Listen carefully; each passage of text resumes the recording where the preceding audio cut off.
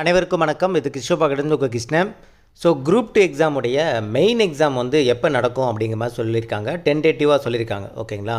So December மாதம் 2024 ப்ரிலிமினரியோட result வந்து release பண்ணுறதாகவும், அதே மாதிரி பிப்ரவரி மாதம் வந்து பார்த்தோன்னா மெயின் எக்ஸாம் வந்து கண்டக்ட் பண்ணுற மாதிரி சொல்லியிருக்காங்க.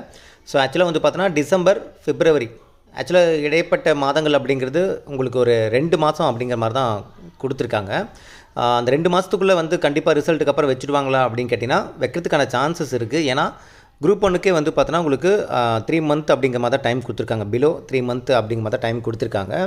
அதே மாதிரி குரூப் 1ஓட ரிசல்ட்டும் வந்து பார்த்தோன்னா ஃபாஸ்ட்டாகவே வந்து விட்டாங்க. ஓகேங்களா? அதனால் இந்த டிசம்பர் பிப்ரவரி அப்படிங்கிறது மோரோவர் வந்து பார்த்தோன்னா நடக்கிறதுக்கான சான்சஸ் வந்து ரொம்ப அதிகம். 99% வந்து பார்த்தோன்னா டிசம்பரில் ரிசல்ட்டை விட்டுருவாங்க.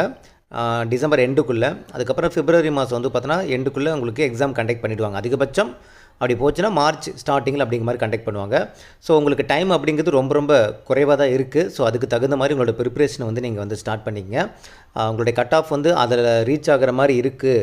நான் மெயின்ஸ் நான் படிக்க போகிறேன் அப்படின்னா நீங்கள் தாராளமாக என்ன பண்ணிக்கலாம், நீங்கள் படிக்க ஆரம்பிச்சிக்கலாம். சரிங்களா? ஏன்னா உங்களுக்கு அடுத்து வந்து பார்த்தோன்னா அக்டோபர், நவம்பர், ஓகே 2 மாதம் தான். அதுக்கப்புறம் ரிசல்ட் வந்துடும். ரிசல்ட்டுக்கு அப்புறம் வந்து பார்த்தோன்னா 2 மாதம். ஸோ சாலிடாக வந்து ஒரு 100 டேஸ், ஓகே 100 நாட்கள் அப்படிங்கிற மாதிரி மைண்டில் வச்சுக்கோங்க. இப்போலேருந்து நீங்கள் ஸ்டார்ட் பண்ணிங்கன்னா 100 நாட்கள் இருக்கும். இல்லை ரிசல்ட்டுக்கு அப்புறம் நீங்கள் ஸ்டார்ட் பண்ணுறீங்க அப்படின்னா உங்களுக்கு 60 நாட்கள்ங்கிறதே ரொம்ப அதிகம் தான்.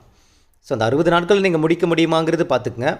இல்லை நான் இப்போ இருந்தே நான் வந்து படிக்க ஆரம்பிக்கிறேன் அப்படின்னாலும் படிக்க ஆரம்பிச்சிங்க. இல்லை நான் பார்டரில் இருக்கேன் சார், நான் எப்படி நான் படிக்கிறதுன்னு தெரியல அப்படின்னா, நான் ஆல்ரெடி நான் ஒரு வீடியோ பதில் நான் சொல்லியிருப்பேன். பார்டரில் இருக்கிறவங்க பயந்துக்க தேவையில்லை.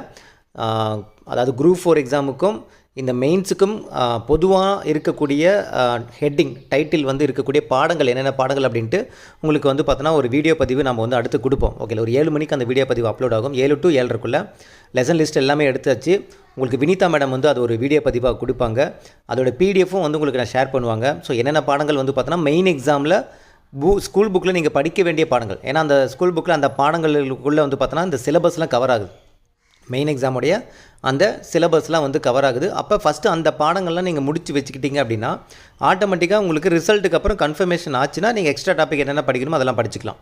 ஃபஸ்ட்டு இருக்கிறது நீங்கள் படிச்சுக்கலாம். புக்கில் இருக்கக்கூடிய சிலபஸில் கவர் ஆகக்கூடிய மெயின் எக்ஸாமுக்கு கவர் ஆகக்கூடிய தகவல்கள் எல்லாமே கம்ப்ளீட்டாக முடிச்சுட்டு, ப்ளஸ் வந்து பார்த்தோன்னா இலக்கணம் வந்து மோரோவர் வந்து உங்களுக்கு குரூப் 4, குரூப் 2 இது எல்லாத்துக்குமே இந்த மெயின் எக்ஸாமுக்கு எல்லாத்துக்குமே வந்து சேம் ப்ராசஸ் தான். ஓகே சேம் சிலபஸ் தான்.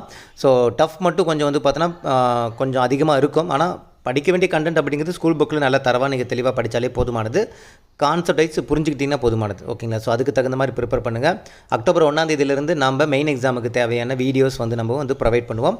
அதையும் நீங்கள் வந்து பார்த்துக்கலாம். எஸ்பெஷலி வந்து பார்த்தோன்னா ரீசனிங் பார்ட் வந்து பார்த்தோன்னா கொஞ்சம் கொடுப்போம். ப்ளஸ் ஒரு சில சயின்ஸ் ரிலேட்டடாகவும் நம்ம வந்து கொடுப்போம். ஃபாலோ பண்ணிக்கலாம். ஓகேங்களா? ஓகே இந்த வீடியோ உங்களுக்கு பிடிச்சி நினைக்கிறேன். மீண்டும் அடுத்த ஒரு வீடியோட சந்திக்கலாம். இது கிஷோபா கடந்து கிருஷ்ணன். தேங்க்யூ.